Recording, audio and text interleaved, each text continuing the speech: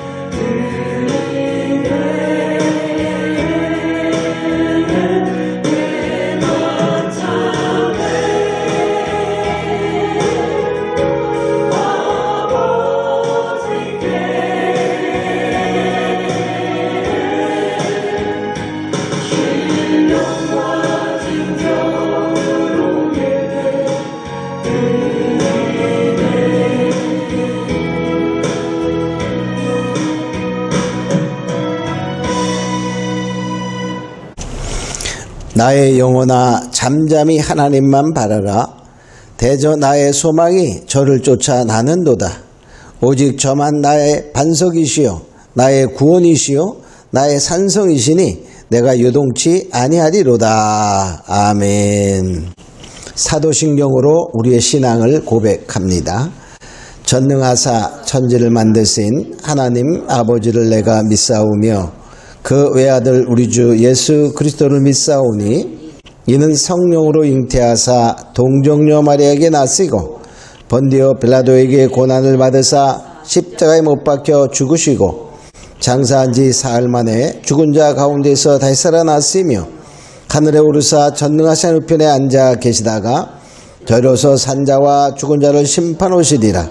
성령을 믿사오며 거룩한 공회와 성도가 소통하는 것과 죄를 사하시는 것과 몸이 다시 사는 것과 영원히 사는 것을 믿사옵나이다.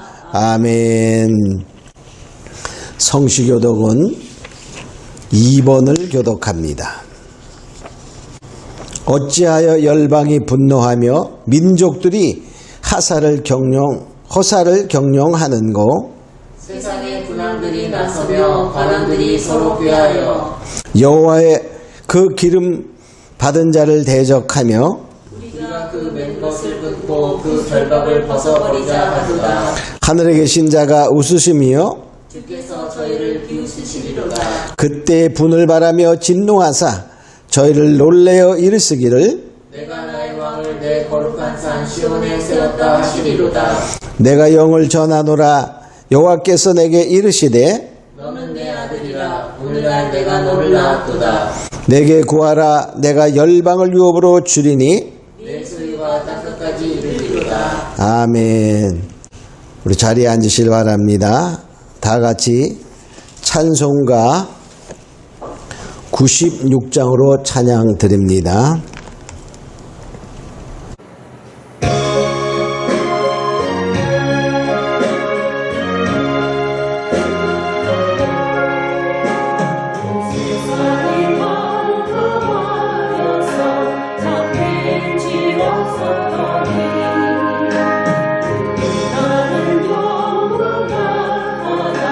온 세계 빛이 오네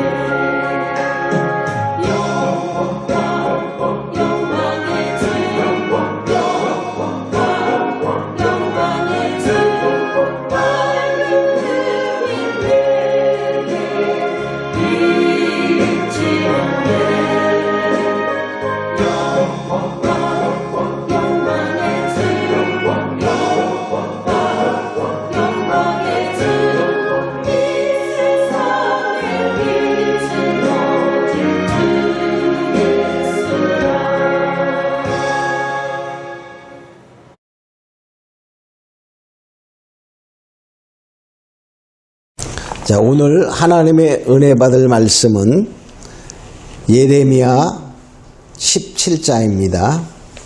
예레미야서 17장 5절에서 8절입니다. 제가 있는 성경은 구약성경 1077쪽입니다. 예레미야 17장 5절에서 8절 말씀 봉독해 올립니다. 5절입니다. 나 여호와가 이같이 말하노라. 무릇 사람을 믿으며 혈육으로 그 권력을 삼고 마음이 여호와에게서 떠난 그 사람은 저주를 받을 것이라. 그는 사막의 떨기나무 같아서 좋은 일에 오는 것을 보지 못하고 광야 간조한 곳 건건한 땅 사람이 거하지 않는 땅에 거하리라. 그러나 무릇 여호와를 의지하며 여호와를 의뢰하는 그 사람은 복을 받을 것이라. 그는 물가에 심기운 나무가 그 뿌리를 강변에 뻗치고 더위가 올지라도 두려워 아니하며 그 잎이 청청하며 가무는 해에도 걱정이 없고 결실이 그치지 아니함 같으리라. 아멘. 오늘은 예레미야 17장 5절에서 8절 말씀을 중심으로 해서 하나님을 의뢰하라 라는 제목을 가지고 은혜하고자 합니다. 우리가 전번 주일에도 말했지만은 우리 교회의 금년도 즉 21년도의 그 표가 여호와를 의뢰하라 입니다. 여호와를 의뢰하라. 즉 하나님을 의뢰하라 그런 말이죠. 그래서 전번 주일에는 여호와를 의뢰하라 라는 제목으로 은혜를 나누었고 이번 주일에는 하나님을 의뢰하라. 다 같은 말이죠. 자, 그래서 시편 91편 2절에 보면 우리 표에 있는 성경 구절이죠. 자, 나의 피난처시요. 즉 하나님은 나의 피난처시요. 요새시요. 나의 의뢰하는 하나님이라. 우리가 그렇게 고백하며 하나님을 피난처 삼고 요새 삼고 즉 하나님께 전적으로 기대며 하나님 품속에 하나님께 나의 삶을 맡기고 살아가는 것을 의미하게 됩니다. 자, 요즘 보면은 세상이 정말 빠르게 변하고 있는 것 같아요. 자, 그 흐름을 보면은 정말 주님이 가까이 오시고 있다. 즉 주님이 다시 오신다는 그 종말에 대한 말씀이 더 절실하게 느껴지는 시대인 것 같습니다. 우리가 코로나19 때문에 새로운 세계에 살고 있어요. 그 누구도 경험하지 못한 세상. 정말 통제사회의 부드러운 적응 이렇게 볼 수 있을까요?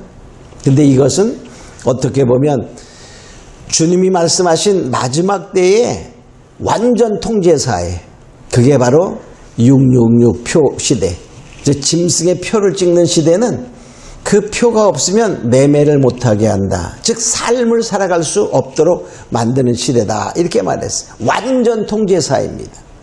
근데 이 코로나19를 통해서 세계가 자연적으로 통제사회에 적응하는 그런 단계예요. 그러니까 어떻게 보면 666 시대에 첫 걸음을 걷고 있다. 준비 시대다. 이렇게 볼 수도 있어요. 또 뭐냐, 세계적으로 보면 권력 잡은 자들의 그 모습들을 보면 자기의 잘못을 하나도 인정하지 않는 시대가 지금 바로 시대 같아요. 그래서 우리가 2020년을 우리 대학 교수들이 그 사자성어로 표현한 것이 아시타비잖아요. 나는 옳고 다른 사람은 그러다. 그래서 결과적으로 자기가 한 것에 대한 잘못은 검증하려고 하지도 않고 따져보려고 하지도 않고 물어보면은 그냥 그것을 살펴볼 수도 없도록 만드는 시대에 살고 있어요. 너무 마음이 아픈 시대다. 이렇게 볼 수 있어요. 주님 오실 때가 더 가까워지고 있다는 사실을 분명히 우리가 느끼게 하는 것입니다. 그러니까 한편으로 보면 우리는 마음이 아프고 이런 시대가 있나? 세상에 이럴 수가 있나? 이렇게 생각도 해보지만은 또 한편으로 보면 믿는 자의 마음에서 정말 주님이 오시는 그때를 기다린다면 한편으로는 이 시대의 흐름을 보고 우리가 깨닫고 정말 주님 다시 오실 주님을 맞을 준비를 해야 된다. 이렇게 하고 있어요. 그래서 지금 보면은 이 시대가 정말 미혹의 시대입니다. 그리고 결과적으로 악이 득세하는 그러한 시대에 자, 주님이 종말을 말씀하실 때에도 이렇게 말씀하셨어요. 마태복음 24장 5절에 보면 미혹의 역사가 있다. 많은 사람이 내 이름으로 와서 이르되 나는 그리스도라 하여 많은 사람을 미혹하리라. 미혹의 역사가 많아요. 그래서 믿는 자들도 다 뭐냐? 잘못된 사상을 가져요. 왜 그럴까요? 믿음에서 떠나서 그래. 미혹되어 그렇다는 거예요. 근데 그들은 하나님의 일을 한다라고 생각하면서도 결과적으로 무엇입니까? 미혹되어 사단의 일꾼의 역할을 하는 거예요. 또 뭡니까? 악이 결과적으로는 악이 장악한다고 말합니다. 마태복음 24장 15절에 보면 너희가 선지자 다니엘이 말한 바 멸망에 가져간 것이 거룩한 곳에 선 것을 보고도 읽는 자는 깨달을진저 그랬어요. 즉 무엇입니까? 하나님께서 멸망에 가증한 것, 그것은 결과적으로 악이 선을 표방한 그러한 것을 말하죠. 그것이 결과적으로 뭐냐? 거룩한 곳에 서서, 즉 하나님의 성전에 서서 결과적으로 뭐냐? 악이 의를 가장해서 나타나는 시대다. 이렇게 말하고 있어요. 그래서 이 본문에 보면은 이 믿는다 하는 사람들 중에서 두 가지의 부류를 사람들을 말하고 있어요. 첫 번째 여기 보니까 5절에 이렇게 말하고 있습니다. 5절에 마음이 여호와에게서 떠난 그 사람은 저주를 받을 것이다. 즉 마음이 하나님께서 떠난 자예요. 다 교회 안에 믿는다 하는 그런 사람들 중에 우리가 마음이 떠났다는 거예요. 처음에는 마음이 여호와께 하나님께 속했다 할지라도 결과적으로 마음이 떠난 자다 이렇게 말하고 있어요. 자, 그들은 뭐냐? 하나님을 믿어야 되는데 하나님께서 마음에 떠난 자들은 첫째 보니까 5절에 이렇게 말했어요. 무릇 사람을 믿으며, 그들은 사람을 믿는다는 거예요. 사람을. 하나님을 믿는다는 이름 아래 있지만 결과적으로는 사람을 믿고 간다는 거예요. 사람을 즉 신처럼 모신다는 거죠.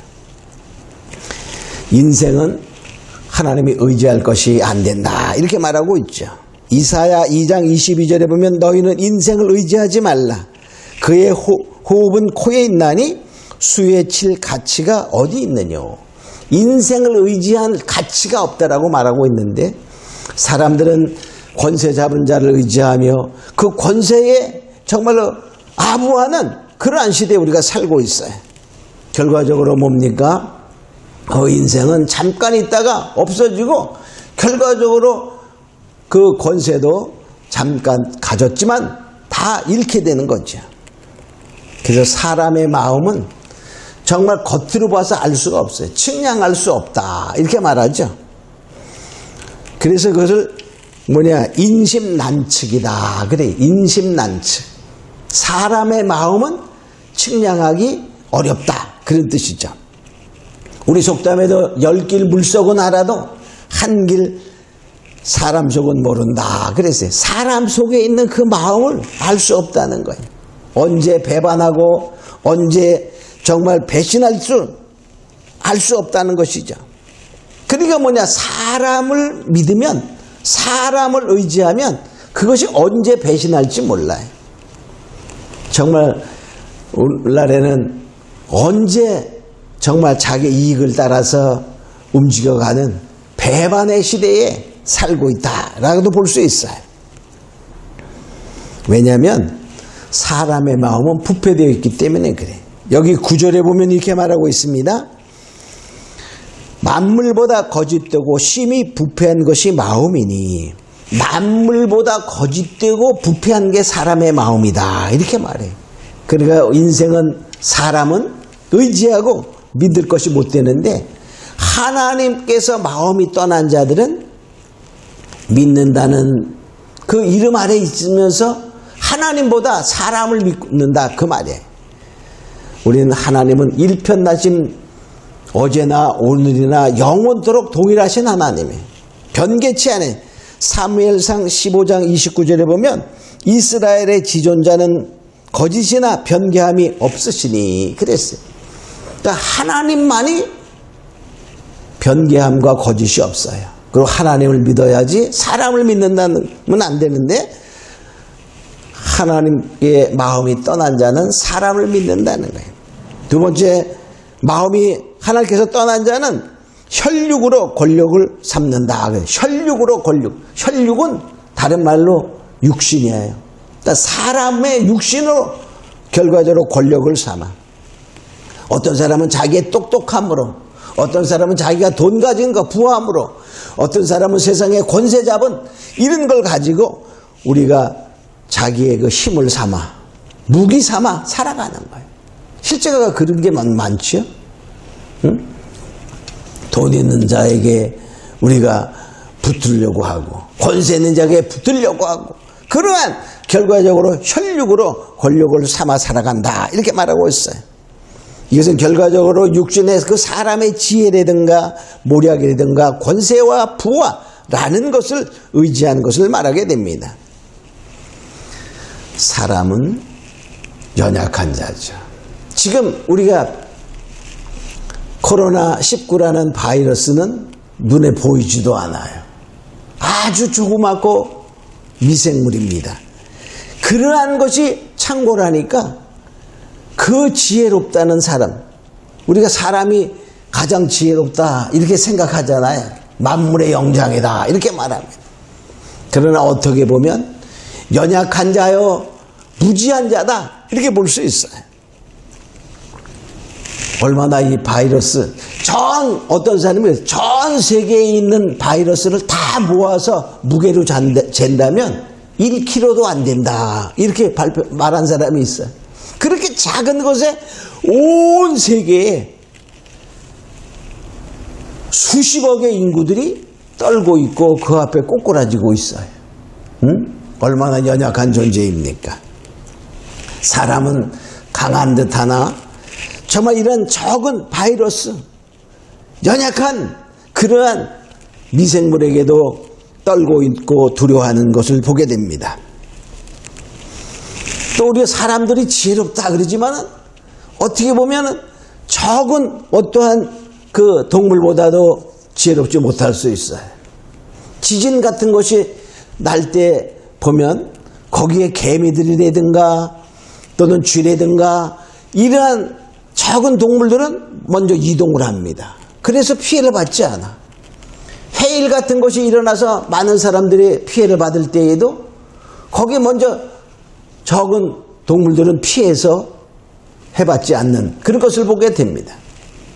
그러나 사람들은 그것을 깨닫지 못하죠. 또 뭡니까? 풀 먹는 그러한 동물들은 산에서 어느 것이 독풀이고 어느 것이 먹어야 될 수 있는 것인지 다 알고 그냥 자동으로 독풀을 구분하고 먹지 않습니다. 그러나 사람들은 알지 못해서 산에 가서 독풀을 먹고 독버섯을 먹고 우리가 해봤는 경우도 많이 있지요. 사람이 똑똑한 것 같지만 실제로 보면 그렇지 못한 부분이 많이 있는 거예요. 왜 그럴까? 그것은 바로 죄의 타락 때문에 이루어졌다고 볼 수 있어요. 아마 아담이 타락하기 전에는 동물들의 이름, 식물들의 이름을 다 지을 그때까지만 해도 다 알 수 있는 지혜가 있었어요. 하나님보다는 못하지만 하나님과 버금가는 그러한 정말 지혜와 모든 것이 있었지만은 이제 인간은 연약한 존재가 되었어요. 그래서 혈육을 우리가 권력 삼을 수 없는데 그 세상의 어떤 그 힘을 권력 삼아 살아간다. 이 말. 왜? 하나님을 의지하지 않으니까. 자, 세 번째로 뭡니까? 하나님께 마음이 떠난 자들은 좋은 일 오는 것을 보지 못한다. 이렇게 6절에 보니까 그는 사막의 떨기나무 같아서 좋은 일에 오는 것을 보지 못하고 사막의 떨기나무 같아. 마음이 하나님께서 떠나서 마음이 삭막해. 사막의 떨기나무.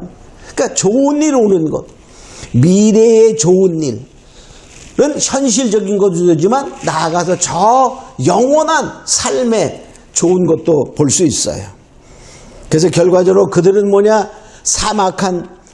사막의 떨기나무 같은 그런 곳에서 거한다. 광야의 간조한 곳, 건건한 땅 이런 곳에서 사람이 살기 어려운 곳에서 결과적으로 거하게 된. 이것은 결과적으로 그들이 우린 이렇게 되면 반문할 수도 있어요. 아니 그 사악한 자들이 세상에 권세 있고 돈 있는 자들이 얼마나 잘 사냐. 응? 그들이 어디 파티 한 번이면 수억을 들이고 섬 하나를 통째로 사고 거기서 파티하고 응? 자 그러나 우리가 그런 일이 있지요. 그러나 그들의 결과를 말하고 있어. 우리가 잠깐 동안 그들이 초호화판으로 살아요. 자가용 비행기도 있고 요트도 보면 너무너무 호화롭고 파티하면 정말 미인들이 와서 돌봐주고 등등 세상에 부러울 것이 없지 않냐. 그런데 그것을 이렇게 표현하고 있어요. 여기 성경에 이렇게 여기 11절에 보면 이렇게 말합니다. 불의로 치부하는 자는 즉 하나님께서 마음에 떠나고 그런 것 때문에 자기가 세상의 득을 모아서 호화롭게 살아가는 자들을 자고새에 비교해서 자고새. 자 11절에 봅니다. 불의로 치부하는 자는 자고새가 낳지 아니한 알을 품은 같아서 그 중년에 그것이 떠나겠고 필경은 어리석은 자가 되리라. 자 이게 무슨 얘기냐면 자고새와 같다. 이 자고새는 뭐냐면 우리가 여러분들 이런 말 들어봤죠? 뻐꾸기가 알을 낳으면 뻐꾸기가 이제 뻐꾸기는 알을 자기가 키우지 않아요. 자고새라는 새가 있어요. 그 메추라기과의 뭐 비슷한 새인데 조그맣지요. 근데 그가 이제 알을 낳고 알을 품을 때가 되면 뻐꾸기가 그 자고새가 어미 자고새가 없는 사이에 와서 자기 알을 거기다가 이렇게 낳습니다. 그러면 자고새는 돌아와서 그것이 자기 알인 줄 알고 자기 알과 함께 품지요. 그러면 뻐꾸기 새끼가 이렇게 부화를 합니다. 그럼 그 자고새의 새끼들도 부화를 하죠. 뻐꾸기는 덩치가 커요. 그래서 그 뻐꾸기 새끼가 그 자고새의 새끼를 다 그 둥지 밖으로 떨궈뜨려서 죽게 만들어요. 그런데 결과적으로 뻐꾸기 새끼 하나만 살아남고 먹이를 주어서 잘 길르게 됩니다. 뻐꾸기 새끼는 이제 뻐꾸기 새끼지만 자고새는 자기 새끼인 줄 알고 열심히 길렀어요.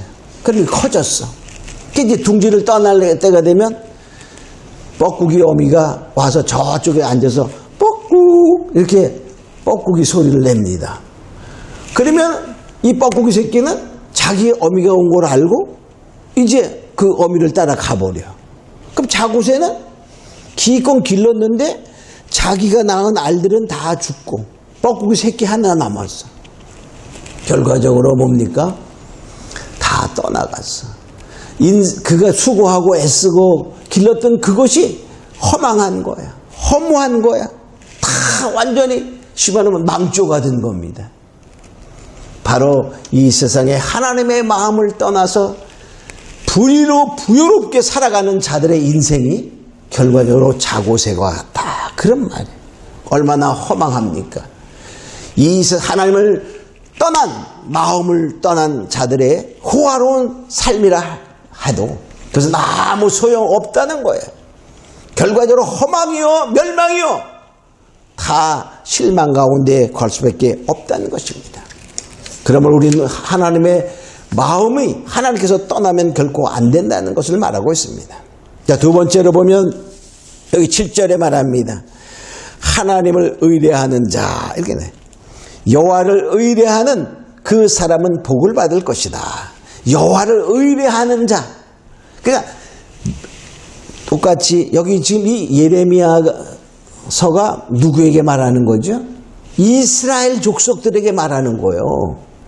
믿지 아니하는 자와 믿는 자 이렇게 구분하는 게 아니라 이스라엘 족속 중에서 하나님을 의뢰하는 자 또 하나님의 마음이 하나님께서 떠난 자 이렇게 구분하는 거예요. 그러니까 오늘날에 믿는다라고 하는 사람들 중에서 그런 말입니다. 하나님을 의뢰하는 자는 과연 어떤 자들입니까? 자, 다윗은 고백하기를 시편 23편에 이렇게 말 여호와는 나의 목자시니 내게 부족함이 없으리로다. 그가 어려움을 당할 때에도 그는 여호와는 나의 목자시니 내게 부족함이 없다. 이렇게 고백한 것을 보게 됩니다.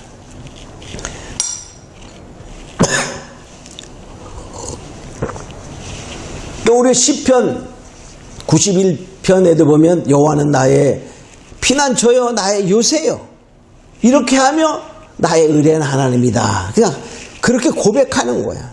그렇게 믿는 거야. 또 예레미야 16장 19절에는 또 이렇습니다. 여호와는 나의 힘이요 나의 보장이요 환난 나의 피난처다.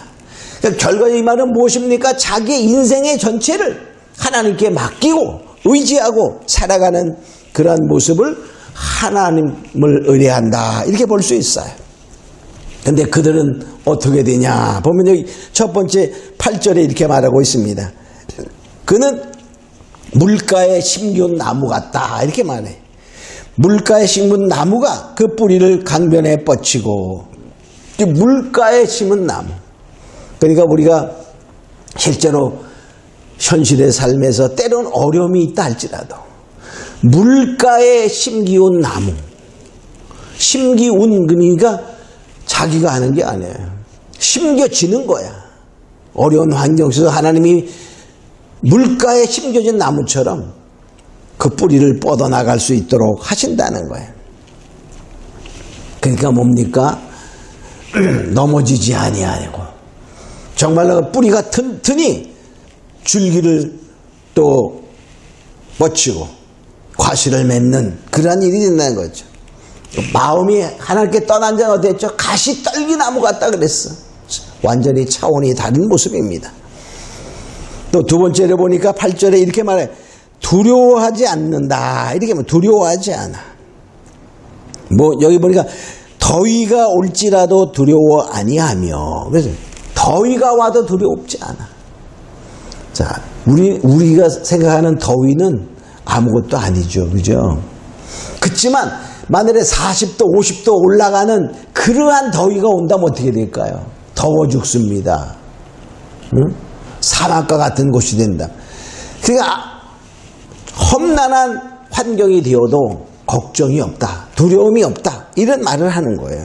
응? 그러니까 사람들은 뭡니까? 정말 두려운 시대에 살고 있죠. 지금 보니까는 미국은 하루 확진자가 8만이 넘었어요. 20만이 넘었어. 그리고 영국이 8만이 넘었어. 일본도 지금 8천이 됐어요. 우리나라는 조금 떨어져서 약 600명쯤 됐습니다. 참 다행이지만 세계적으로 보면 이 확산되어 가는 속도가 빨라지고 있다는 거예요. 자, 우리는 이러한 두려움이 엄습하고 있는 시대에 살고 있지만 하나님을 의뢰하면 하나님이 함께 하시고 또 뭡니까? 하나님이 나의 하나님이 되시는 거예요. 그냥 하나님이 하나님이십니다. 이러면 하나님이 누구? 나의 하나님이 돼야 돼. 나의 하나님. 자, 이사야 41장 10절에 보면 이렇게 말하고 있습니다. 두려워 말라. 내가 너와 함께 함이니라. 놀라지 말라. 나는 네 하나님이 됩니다. 자, 하나님이 함께 하시고 나의 하나님이 되신다는 거야. 하나님을 의뢰하는 자는 나의 하나님이 되시는 거야. 우리가 하나님은 온 세상을 사랑하십니다. 물론 사랑하셔요. 그러나 뭐냐? 그렇다고 보호하시는 것이 아니라 나의 하나님이 되어야 된다는 나의 하나님. 그럴 때 하나님은 무엇입니까? 굳세게 해줍니다. 내가 너를 굳세게 하리라. 참으로 너를 도와주리라. 의로운 오른손으로 너를 붙들리라. 그래서 바로 하나님을 의뢰하는 자는 하나님이 함께 하시고 그 의뢰하는 자의 하나님이 되셔서 굳세게 해주고 도와주고 붙들어줘서 바로 두려움이 없도록 하신다는 것입니다. 우리가 아무리 두려워 떨던 아기도 엄마의 품에 가면 울음을 또 그치고 두려움이 없어지고 평온을 찾는 것과 마찬가지로 우리가 두려운 환경과 여러 어려운 역경 환난이 있다 할지라도 우리가 주님의 품에 가면 주님이 우리를 굳세게 하고 도와주고 붙들어주어 나의 하나님이 되셔서 보호하시어 우리가 걱정이 두려움이 없어진다는 것입니다. 세 번째로 보니까 여기 보니까 8절에 이렇게 말합니다. 가뭄에도 가뭄은 해에도 걱정이 없다. 가뭄은 해, 즉 가뭄은 해는 기근이 올 수가 있어요. 그런 곳에서도 걱정이 없다는 거예요. 기근이 오면 어떻습니까? 즉 오늘날의 경제적 어려움, 여러 가지 환난, 이런 전염병 이런 것 때문에 많이 걱정하잖아요. 근데 그런 환경 속에서도 하나님이 걱정 없게 하신다 하는 말이에요. 결과적으로 무엇입니까? 하나님이 어떠한 어려움이 와도 하나님을 의뢰하는 자는 하나님이 광야에서 만나를 내리셨던 사실을 알기 때문에 우리는 하나님을 전적으로 의뢰하는 자는 결코 뭐냐? 줄이지 않게 하시는 하나님이 책임지신다는 것 때문에 우리가 걱정이 없어요. 그러니까 우리가 하나님이 나의 하나님이 되시는 은혜의 길에 있음으로 축원합니다. 그 다음에 뭐냐? 결실이 그치지 않는다 이렇게 말해요. 8절에 보니까 이렇게 말하고 있죠. 자, 결실이 그치지 아니함 같으리라. 계속적인 열매 맺음이 있다는 것입니다. 열매를 우리가 맺어야 우리가 하나님은 자 농부의 비유가 합니다. 그럼 농부는 뭡니까? 반드시 열매를 맺기를 원하시죠. 그래서 바로 뭐냐? 열매 없는 자는 하나님이 버린다 이렇게 말하고 있어요. 세례 요한이 그 요단강에서 세례 줄 때 바리새인들과 사두개인이 그에게 나오게 됩니다. 그럴 때 바리새인과 사두개인을 향하여 세례 요한이 이렇게 말하죠. 이 독사의 자식들아, 회개의 열매를 맺고 그랬어요. 회개의 열매를 맺어라. 그리고 너희가 스스로 아브라함의 자손이다 속으로 생각하지 말라. 그들은 그 사두개인과 바리새인들은 이제 세례 요한에게 오면서 세례 받으러 온 게 아니에요. 속으로 뭐하나 이렇게 이제 보면서 우리는 아브라함의 자손, 즉 구원받은 백성, 선민이다 이렇게 생각한 자만심을 갖고 나오는 것을 보면서 그렇게 말하는. 이 독사의 자식들아, 회개의 열매를 맺어라. 아브라함의 자손이라 생각하지 마. 하나님께서는 이 돌들로도 아브라함의 자손을 만들 수 있다. 너희가 아브라함의 자손이라 말하냐? 택도 없는 소리 하지 마. 그런 말과 똑같아. 그러면서 마태복음 3장 10절에 이렇게 말합니다. 이미 도끼가 나무 뿌리에 놓였으니 좋은 열매 맺지 아니한 나무마다 찍어 불에 던지우리라. 그러니까 불에 던져지는 거야. 이제 열매 맺지 않는 자는 즉 찍어서 불에 던지운다 해서 버림받는다, 그런 말이에요. 더 쉽게 말하면 믿는다 하면서도 뭡니까? 즉 마음이 하나님께서 떠났기 때문에 하나님께 버림받아. 그럼 버림받으면 어떻게 갑니까? 천국 갑니까? 지옥 갑니까? 그러니까 우리가 뭐냐, 믿음 안에 교회 생활한다 하면서도 마음이 하나님께서 떠난 자들은, 성경대로 믿지 않는 자들은, 사람을 믿는 자들은, 권세에 아합하는 자들은 다 어떻게 한다? 찍어 불에 던지온다, 그런 말입니다. 그래서 우리는 뭐냐, 하나님은 다 아셔요. 우리는 구분을 못할 수도 있어요. 누가 정말 믿음의 배반자인지 우리가 알 수 없으나 하나님은 다 아십니다. 하나님은 한 사람 한 사람 어떤 마음을 갖고 있는지, 진정으로 하나님을 의뢰하는지, 말로만 의뢰하는지, 외식적으로 의뢰하는지 하나님은 다 아신다는 거예요. 여기 17절에 9절과 10절에 보면 이렇게 말합니다. 만물보다 거짓되고 심히 부패한 것은 마음이라. 누가 능히 이를 알리오마는. 그러니까 사람은 도저히 상대방의 마음을 알 수 없다는 거예요. 자, 나 여호와는 심장을 살피며 피부를 시험하고 각각 그 행위와 그 행실대로 보응하나니. 그러나 하나님은 각자의 심장과 피부를 속으로 가진 마음도 다 안다는 거예요. 그래서 하나님은 그 마음을 꿰뚫어 보고 그 행실대로 보응하셔서 정말 열매 없이 겉으로만 믿는 그 사두개인이나 바리새인과 같은 그런 사람들은 다 뭐냐, 불에 던지운다, 그 말이에요. 더 쉽게 말하면 지옥 간다, 그런 말이에요. 그냥 믿는다 하면서도 천국 못 가는 자들이 많이 있다는 것이죠. 자, 그래서 기독교는 뭐냐, 마음으로 우리가 하나님께 드리는 자가 되어야 돼. 그게 마음의 종교다. 응? 마음이 중요하다, 이렇게 볼 수 있어. 하나님은 뭐냐, 겉을 보지 않아요. 사무엘상 16장 7절에 보면 나의 보는 것은 사람과 같지 아니하니 사람은 외모를 보거니와 나 여호와는 중심을 보느니라. 그 중심을 본다는 말은 마음을 본다는 말이에요. 그래서 우리가 이 기독교는 하나님께서 우리의 마음을 보시고 우리가 겉을 보는 게 아니에요.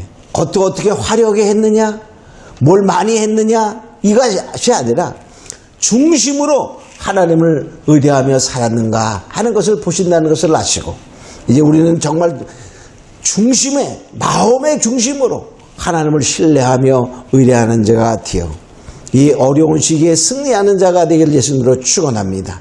하나님의 축복의 사람 되기를 축원합니다. 우리 다 같이 통성으로 기도하면서, 하나님, 이제 정말 내가 외식이 아니라 진정한 마음의 중심으로 주를 의뢰하는 자가 되게 해달라고 기도하며, 정말 나의 온 마음과 뜻을 주님께 드려 삶 전체로 의뢰한 자가 되게 하옵소서 기도합니다. 고마르고 하신 아버지 하나님, 감사합니다. 이제 우리는 더욱더 주님을 신뢰하며 의뢰하는 자가 되기를 원하오니 주님 역사하시고 인도하여 주시옵소서. 정말 우리가 믿는다 하면서 마음이 하나님께 떠난 자들이 세상에 많이 있다고 성경은 말하고 있습니다. 믿음에서 파선한 자요, 믿음을 배반한 자요, 이러한 자들이 있음을 우리가 알고, 결코 우리는 다시 한번 내 마음속에 그런 것이 있었다면 회개합니다. 용서하여 주시고 더욱더 성령의 능력으로 이끌려서 주님과 함께 하시는 자가 되고 동행하는 자가 되어 정말 하나님이 나의 하나님이 되시는 은혜 있기를 원하오니 주님은 이 시간에 우리를 용서하시고 정말로 우리의 마음을 온전히 주님께 드릴 수 있는 믿음의 사람들이 되게 하여 주시옵소서. 감사하고 믿사오며 예수님의 이름으로 기도합니다. 아멘. 우리 다 같이 찬송가 513장 하나님께 찬양하면서 준비하신 예물 드리도록 하겠습니다.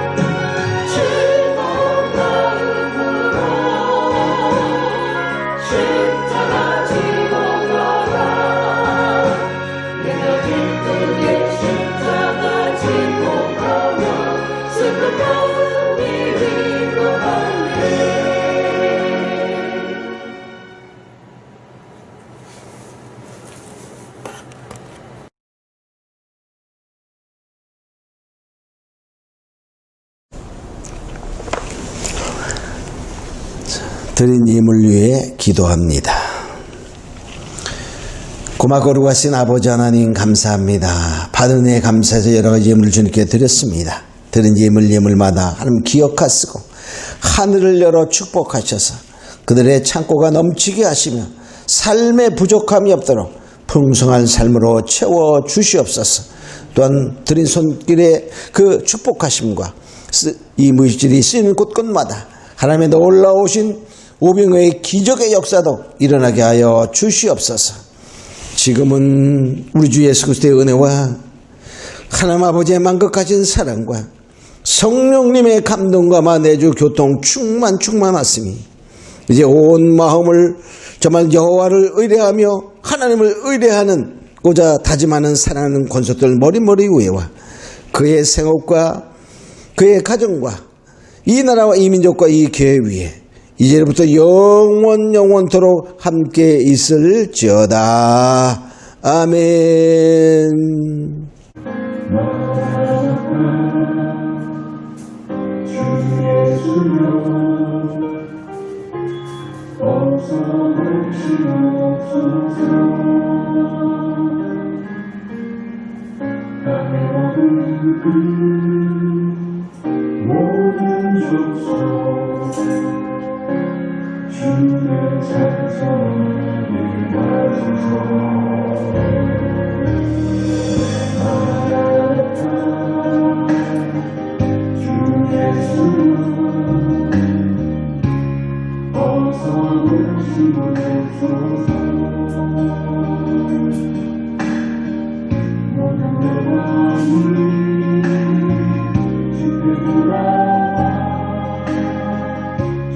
주님의